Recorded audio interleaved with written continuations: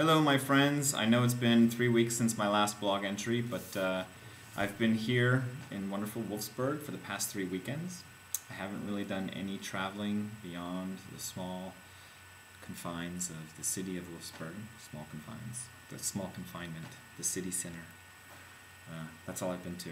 I've been taking online courses while here overseas. I figured I needed something to spend some of my time on and keep me from spending all the money that I'm saving since I'm not paying rent or paying any sort of living expenses right now.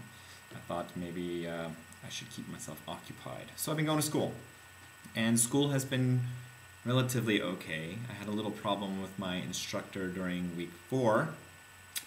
She's one of those instructors that likes to take every available day she has to grade the papers. So we turn in a paper on Tuesday, we have another paper due the following Monday, and she doesn't turn in our grades or give us feedback on our last paper from the week prior until Saturday or Sunday. So, not that I do this, if you've been working on your paper all week long and need to make some changes based on her comments from your last paper, or if you had some sort of problem with it that you need to discuss with her, mind you, you're discussing it through email, and there's a, for me and her, a 9-hour time difference. I'm, 6 hours ahead of East Coast, and she's in Arizona. Actually, it's only 8 hours right now because they don't do the whole daylight savings time, so whatever. So, anyway, she graded one of the papers, and she gave me a 75%, which is a C. First of all, my writing is not average. Second of all, when I wrote to her, I explained to her, I don't understand why you took 25 points off. It looks like you took points off because in my paper, even though all the content was there and you yourself said it was flowing nice and easy and it was easy to read and blah, blah, blah, it seems you took off points because I didn't put in topic headings, because she gives us the 5 topics to write about, including the introduction, the conclusion, and then there's the 3 body paragraphs, and I guess she wants us to label them, which I didn't know was in accordance with APA formatting. So I put that in there. Okay. My email probably had a little bit of a tone to it, because 75%, I mean, all the content was there, and I worked hard on that paper. I went beyond the resources that were given to us during class. I went and actually used the University of Phoenix library this time. It's probably only the second paper I've written for my 5 classes, or wrote, whatever. I can't even speak right now because she's got me so frustrated. But anyway, I used extra resources beyond what was provided to us in the class. And it took me a while to write the paper, and it was a good paper. And I got a 75. 25 points off for headings missing. And I questioned her about that. I said, I'd like to see an actual values assigned to where you took points off on the paper, because they put marks in the papers. When they turn them back to you, they have red sentences in there, or arrows pointing here, I took off for this, or blah, blah, blah. Hers only had one red sentence saying that we were supposed to discuss the legal ramifications of some decision. It was a business ethics course, and blah, blah, blah, blah, blah. Anyway, we were supposed to talk about the legal portion of it, and I didn't talk about the legal portion, so she put comments in there about that. And then the next thing I know, there's 25 points taken off, she said, because I didn't follow the rubric, which indicated that we were supposed to put the title headings in there. 25 points, seriously, because I didn't have the topic headings. You see that all the content's there. You're going to take off 25 points because I'm missing, literally, I'm only missing 4 headings out of the 5. So you're saying 25 points, let me see, 4 divided by 25, she's, whatever. Too many points just for missing headings. The content was there, and when she answered me back, she said, oh, well, none of the other students had a hard time understanding what I was asking for in the grading rubric. I'm not asking about the other students. I'm asking about me, my paper, what I wrote. And I don't have access to what they wrote, but I'm pretty sure, based on some of the writing that I have seen in our classroom discussions, it wasn't very good. I'm not trying to be full of myself. I just know that I do write better than most of those people in those courses. It was torturous. So anyway, that was for week 4, and we only have 5-week courses, so now, actually it was for week 3. No, that was for week 4, and I was counting on week 4 to bring me out of a D, because I did not turn in one of my individual assignments, okay, so I had a D.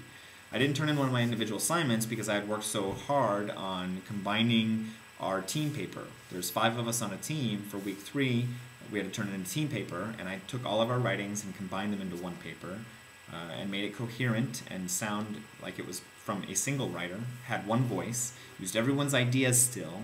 You know, it would have been much easier for me to throw away everything everybody had wrote and rewrite the whole damn thing from scratch. But I wanted to have everyone's input into the paper so that everyone still felt that they worked on the paper and turn that in. So it took me a long time, and so I didn't turn in my individual paper. I should have probably done it the other way around, or, you know, actually if I wouldn't have gone out one night after work and drank some beers with the guys after work, I probably could have kicked something out, you know. So it's my own fault. I get that. I get it. I get it. I get it. But whatever. Oh, and one of the teammates, she still got upset. This looks like it's Jeff's paper now, not a team paper. You threw out everything I wrote. No, I didn't throw out everything you wrote, just everything that didn't pertain to what we were supposed to write about. She had this whole big long story in there about her personal experiences at work and blah, blah, blah, blah, and that wasn't how the paper was supposed to be written. So, whatever. Whew. Anyway, so there's that. But anyway, the last two papers I wrote my individual paper and I wrote the team paper again, and our team did much better in writing a more coherent paper even before I had to put anything together, so that was good. 99% on my individual paper. She took off 1% or one point because my plagiarism check turned in a 7% likeness and we're supposed to be under 6%. Another rule that I had never heard of or seen anywhere in any of our syllabus or anything. So whatever. I'm over it. I got a C+. I will take the C+. I will do my individual assignments first from now on and sacrifice team papers if I have to. I've been nice and been doing it the other way around so that the teams don't freak out. Maybe if I concentrate a little bit, I won't have to sacrifice any of it. I get it, okay? Fine. Aside from that, I'm excited. This is my last week here in Wolfsburg. I traveled to Munich. I meet up with my French boss and the CMA boss here. And maybe I'll get some clarification on my schedule this week because I know that I'm going home for Thanksgiving for certain. I'm going to Florida to spend Thanksgiving with Dad. I don't know what happens after that. I was supposed to originally fly back here to Germany from the 1st through the 18th, but now it looks like I may not have to come back to Germany until maybe January, maybe not even until February, possibly. But either way, I'm going to be back in New York City either between the 1st and the 18th for the first time or on the 27th for the first time. Either way, I'm excited. I can't wait. Christmas in New York City. It's beautiful. Just getting the decorations ready. I hope I get to make it there. I hope I make it to New York City back home for a little bit before Christmas so I can see the decorations. I'd like to be back for the lighting of the tree if at all possible, but we'll see. If I don't have to go back to Germany, I'm definitely going back to New York City on the 1st of December. So we'll see how that all pans out. And then I'm going back on the 27th, which will be Alegria, my first Alegria back. Woo! I'm so excited! But I hope it's a good one. It's a Sunday Alegria. That's when they're usually held, but there's no other parties right afterwards. It's not a big party weekend, so hopefully it'll be good. It's only 2 days after Christmas. It's the one before New Year's. I don't know that a lot of people will attend, which will be a little disappointing because I've heard such good things about the past two Alegrias. They were so exciting. There was the Halloween Alegria and the Labor Day Alegria. I heard there was great music. I saw some of the decorations. I saw the pictures. Alegria was back. It seemed like, for a while it had seemed a little stale and that they were going downhill, but it seems like it's back, and I hope I get to be there. I've left my mark here at the Holiday Inn. I've told them all about my TV watching. I've been watching The Desperate Housewives of Atlanta. I watched both seasons. I downloaded them from iTunes, and I've been going around saying, "What up, boo?" Talking to the guys like that, and, my coworkers, and one of the bartenders here, Thomas. Thomas is so funny. And so now Thomas, we were getting him to try and say it a couple times, and the first couple times he was like, "What up? Boo!" Like, he was booing somebody. I'm like, no, it's just slang. It's like you're greeting a friend, throw up some symbols. And Coley got mad because I told him to throw up symbols. I was being stupid. I'm just being silly.